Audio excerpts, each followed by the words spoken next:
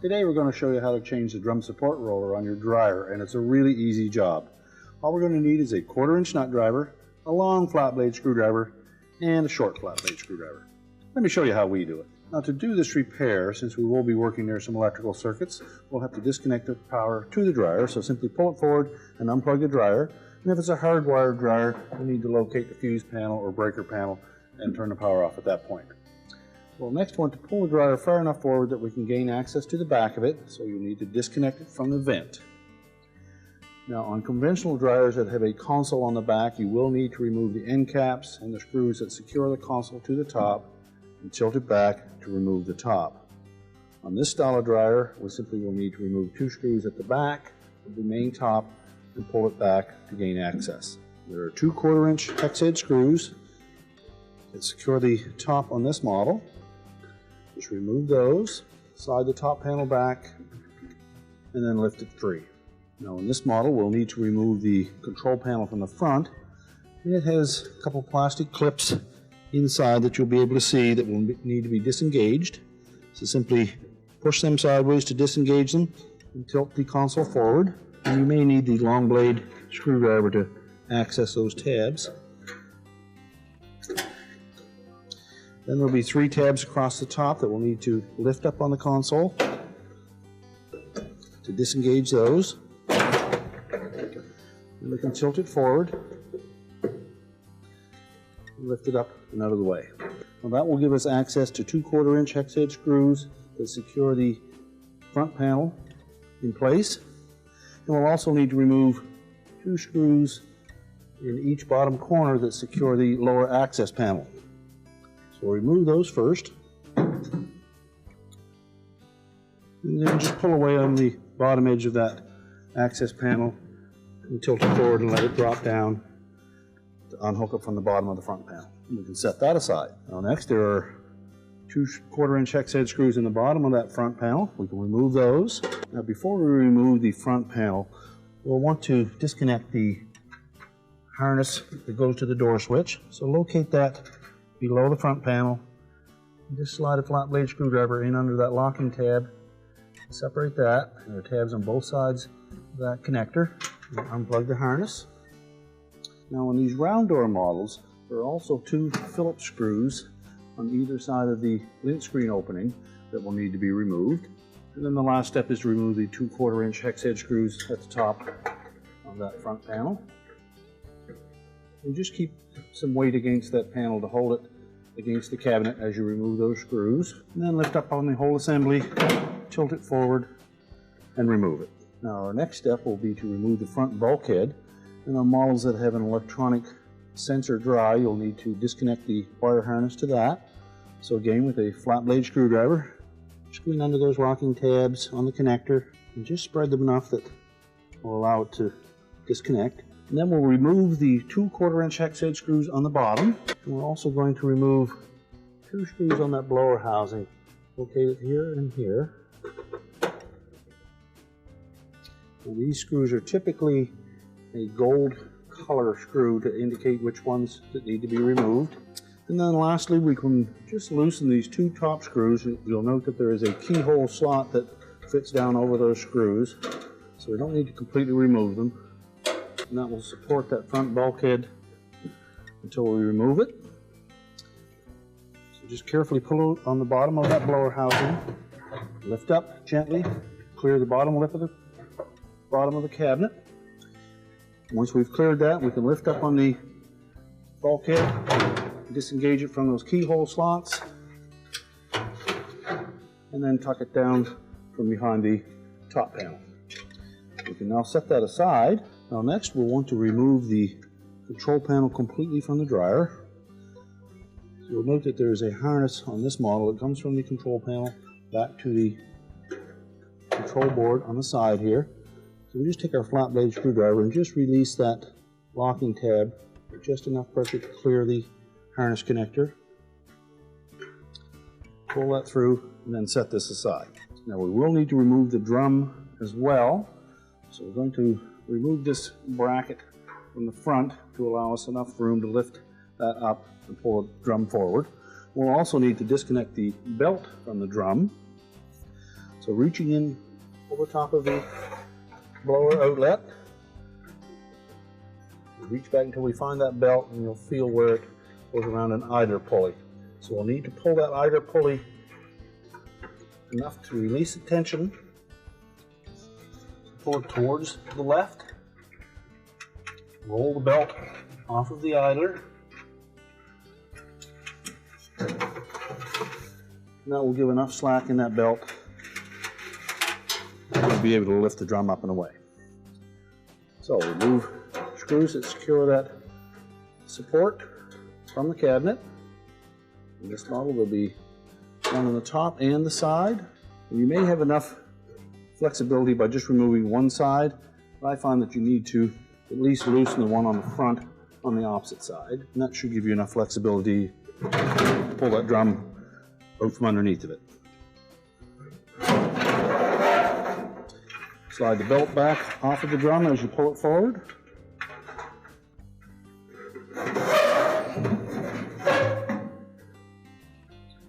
And then set that aside. Now with the drum out, we can replace the screws on that top support to hold the cabinet rigid. Now with the drum removed, we can next pull the old belt out of the cabinet and discard it. Now the 4 drum rollers all are mounted in the same manner. There's a triangular plastic clip that will hold the roller from coming too far forward or too far backward. So with a small flat blade screwdriver, we just get in under the edge of that clip, spread it just enough that we can pop it off of there.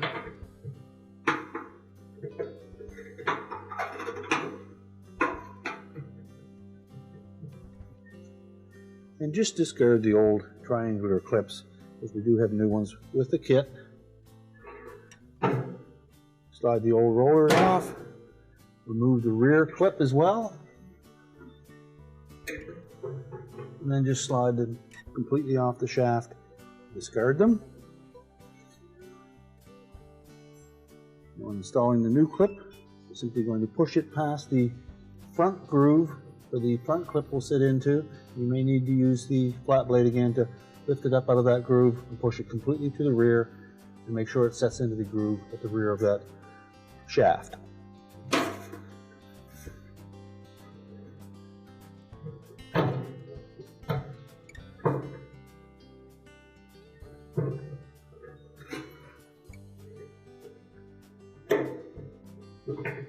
And just apply enough pressure on that clip so that it will lift out of that groove, not enough to stretch it too much.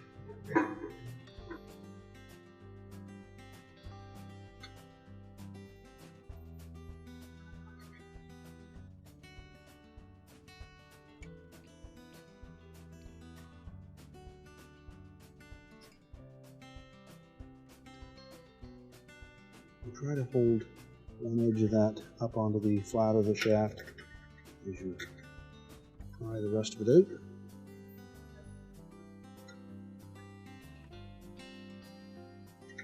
And rotate it around and get the last end of that triangle clip.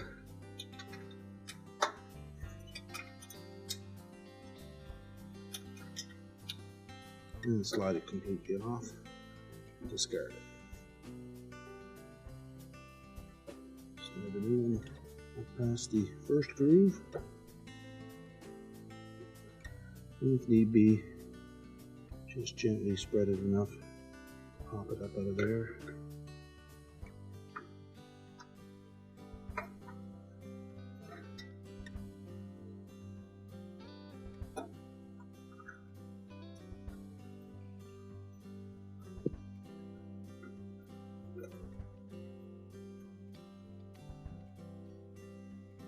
And then make sure it snaps into the groove at the back of the shaft. Apply a little bit of oil to that shaft if it's dry. Slide a new roller on. And snap on the front triangle. We're now ready to reinstall the drum into the dryer. Now when reinstalling the belt, we need to know how it will fit around the idler and the motor pulley. It will basically look like this. And that will allow the groove side of that belt to lay up against the drum and provide spring tension to keep it tight. Now when installing it, we're just going to drape it over the drum, lift the drum into position, and then we'll install the belt onto the idler pulley and motor pulley once we have it in place. Now we can reassemble the dryer. Now when reassembling, we'll first of all take the screw out that holds that cross member in place. That will allow us to lift that up enough to fit the drum in place.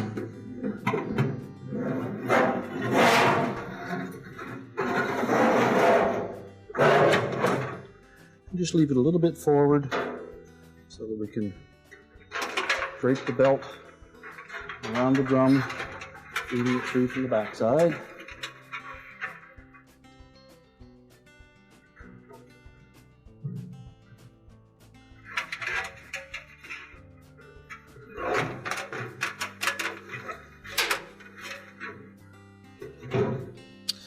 Now we can push it back the rest of the way, and we'll want to make sure that those rollers fit up into the groove inside the drum.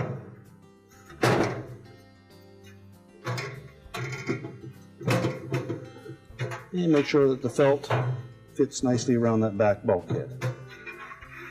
Now at this point we're going to reinstall the belt around the motor and idler pulleys. Now to install that belt, we're going to reach one hand in from the right hand side over top of the outlet duct assembly, and the other hand we can reach in from the left side of the cabinet.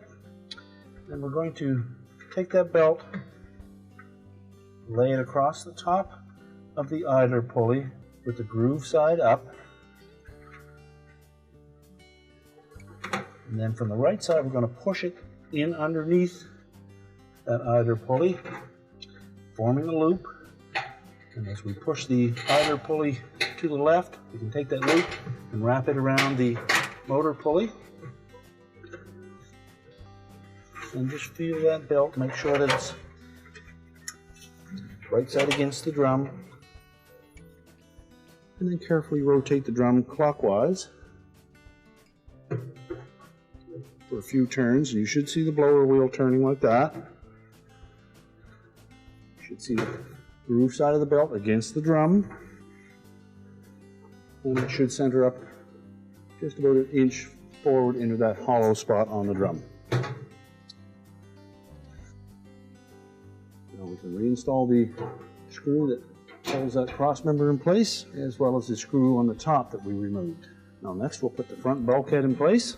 Now when installing the front bulkhead on the round door style of dryer, we need to make sure that we get the bottom portion of that blower housing cover in over the lip of that cabinet. Now, there is a bit of a cutout there, so we're going to tuck the top of it in first, in behind that cross member. We're going to lift it up high enough that we can clear that opening,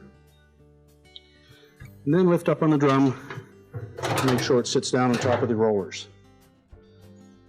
And then you can rotate it into position. Make sure the keyhole slots line up with those screws. And then we can go ahead and install the two bottom screws and tighten the two top ones. We replace the two screws that secure that cover to the blower housing. And if your model has sensors in the drum, we'll need to reconnect that wire harness. Make sure it's inserted enough that the locking tabs on both sides engage.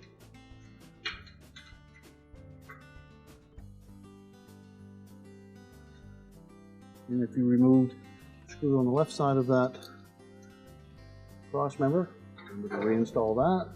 Now when reinstalling the front panel, we'll want to make sure that we have a couple of screws handy here. And we're just going to lay it in position. We'll line up the screw holes at the top, hold it in position. And once we have the two top screws there to support it, we can make sure it's lined up, fits flush with the cabinet. And then install the two bottom screws, and then tighten all four of those securely.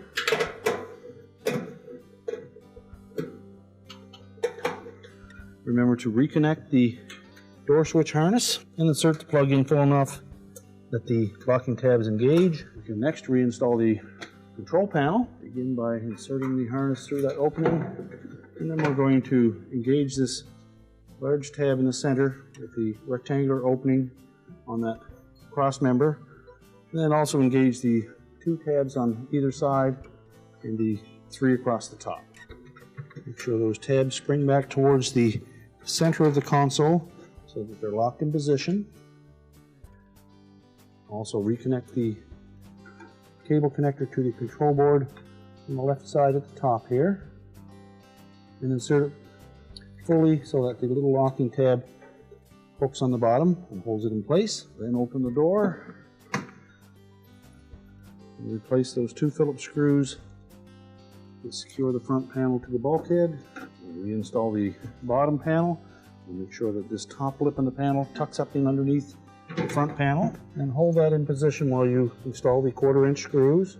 And if need be, you may have to tilt that dryer back enough to get good access to those 2 screws on the bottom of the front panel. Tighten them securely, and now we can put the main top back on.